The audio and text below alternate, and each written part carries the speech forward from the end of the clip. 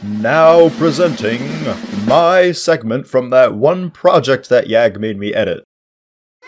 What's up, my guys and gals? It's your boy Tyromaniac, back with another Smoking Out video, and today wait a minute, this isn't right. There we go. Much better. But yeah, so anyways, today I guess I'm here to talk about murder drones, because I agreed to this project that Yag told me to do, so here we go.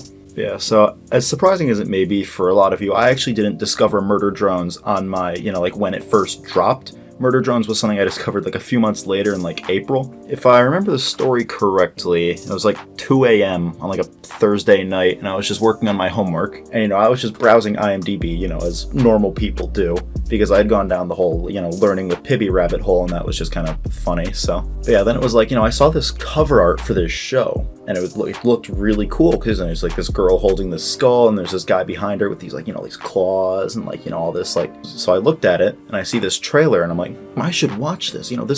This show Murder Drones sounds familiar, because I'd always been a fan of SMG4 and stuff. I got into it and out of it and just all that kind of stuff. So but yeah, so I'm watching this trailer and I'm like, oh, this is really good. I gotta watch this. I gotta watch this show right now. And so at 2 a.m. I just boot up YouTube. I just watched this whole pilot, and I'm just sitting there and I'm like, I gotta write a video about this. And I like murder drones for a lot of reasons. I've said a lot of them in my reviews, where it's just it's just cool. It's just this essence of cool. That's why I like murder drones. I've always liked murder drones. That's kind of why that's why I've stayed with it. But the reason I got into it is a lot more just personal, I guess. I don't know, the psychotherapy session time, how it is. Yeah, so it was very special, actually. Very special day in April, where it was obviously I was trying not to work on homework, but it was senior year of high school for me. So it was everything's about to change, about to go to college, about to leave hometown behind, all of that. So I was just kind of looking for something to latch onto, maybe. No idea if that's actually true. That's just kind of the armchair psychologist explanation I've come up with for myself. And it's also,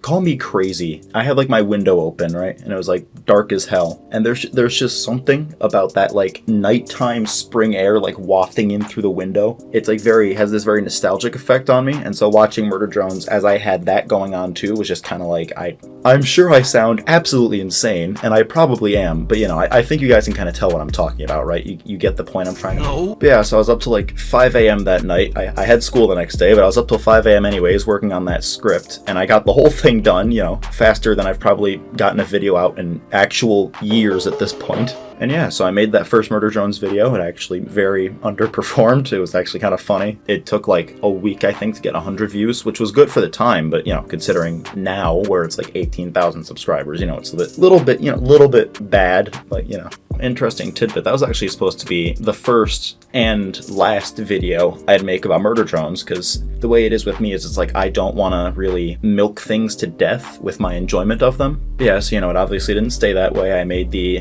LV animation video, and I made the SSTWL video, and then I made the Internation Cube video that blew up, and then everything snowballed into where we are today, basically. And then somewhere along the line I found this one Australian guy. You might have heard of him before. He's called Unhelpful Commentary. Then at some point also found Vanity Moth, Yagster, Sleepy, all these people. I'm sure you've already seen them in this video, but yeah. And I think that really is the biggest impact Murder Drones has had on my life overall. Obviously it was a really good series. I enjoyed watching it, got really invested into it. I think that became my hyperfixation for the next 2 years, I'd say. But yeah, the biggest impact really was on YouTube, in the whole world of the internet, where despite the massive egomaniac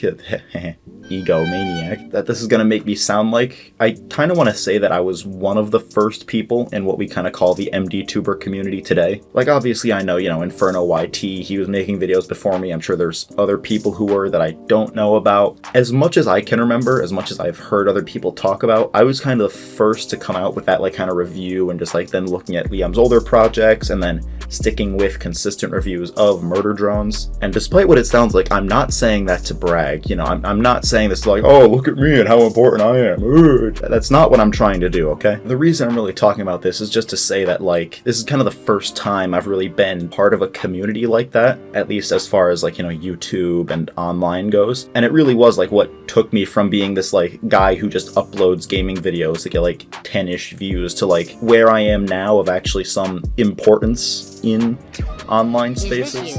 You know, it's now I realize that the longer I talk about this, the more terminally online I sound. Another thing I do also kind of have to mention with Murder Drones is that it was like kind of the introduction to Liam Vickers' content as a whole, and that I think is also what had a huge impact on me, I guess more personally. Not in like an emotional sense, I mean it did. I can't really say it didn't impact me emotionally when I almost cried at both Design and Black Dogs, and yes, I'm not afraid to admit that. Make fun of me all you want, watch them, you'll do the same thing. But yeah, but it's just like, I think Liam Vickers' content really helped me kind of, and Murder Drones too, obviously, you know, this is about Murder Drones, but yeah, that kind of like discovering that I like that kind of content, I guess, was what kind of pushed me to where my tastes in content are today. Because I played Resident Evil as like a middle schooler, I guess, and I played those games and I really enjoyed them because I really enjoyed that idea of like these sort of biomechanical, like bioorganic like terrors. And there's a lot of that in like Liam Vickers stuff. Like you have Internetian Cube, you have Design, you have like, it happens in Murder Drones too with more of like the biomechanical aspect. And it's really cool. And I guess discovering, like going down this rabbit hole really helped me understand that, you know, that's the kind of stuff I like. But it's also like indie animation as a whole. I kind of mentioned this in my final Murder Drones review, but like I probably would never have watched a lot of these indie projects, like, you know, like Has-Been, Hell of a Boss, Ungazelig, Digital Circus. I probably wouldn't have ever watched any of them if I hadn't, like, you know, been so sucked in by Murder Drones. And, you know, like I said, you know, obviously talking about Murder Drones and making these videos about it brought in a lot of that YouTube moolah dollar, you know, a lot of that. I really don't care about that as much. It's just, you know, it's like, it's obviously one of the biggest, just look at it purely analytically, right? Like just look at the facts objectively. That is probably the biggest impact that Murder Drones has had on my life, is that it took me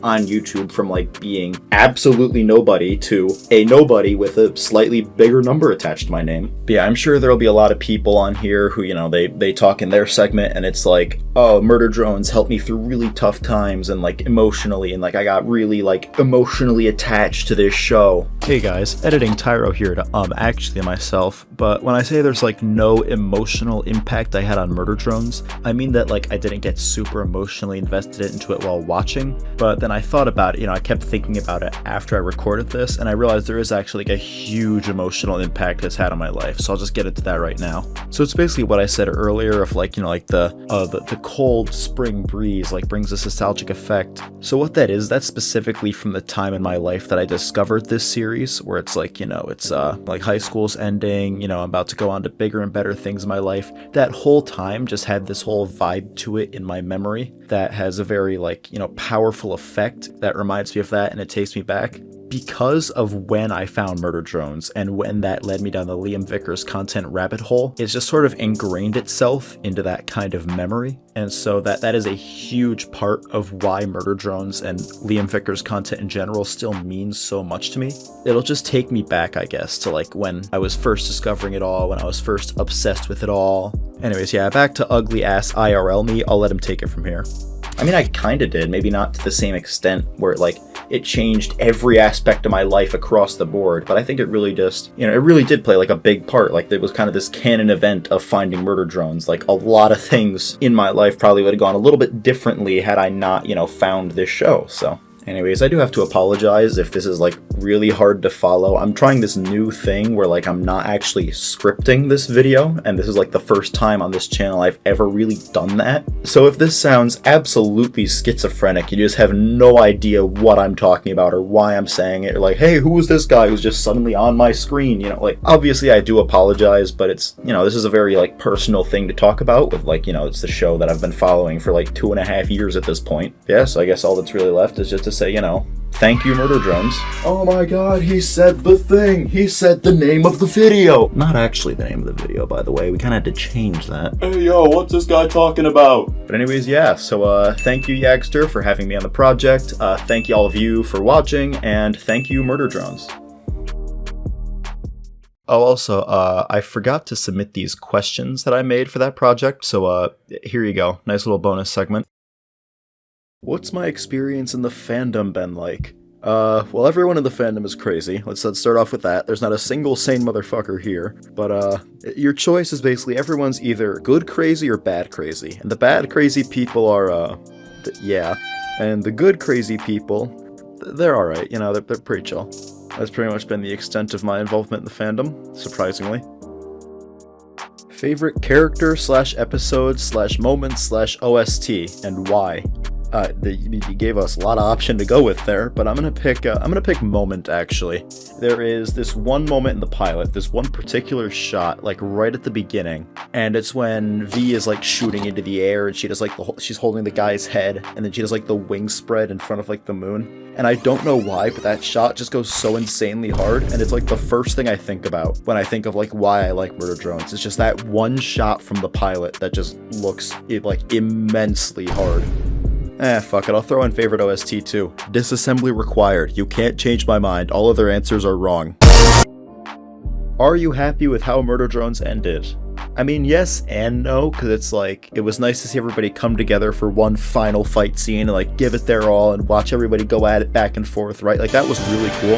And like the ending scene with the classroom was also pretty good. Like it was kind of funny to just watch everybody, like it's a fan fiction, like everybody just come together and just have like a happy send off and just like back where the series started. But it's also like, we didn't really get resolutions to character arcs, like there weren't really any character moments that we had, other than like a few that were really rushed through and not explained. And it was also like, we didn't get a lot of concrete answers for a lot of stuff in the lore, which was like really missing for a lot of people, I feel like.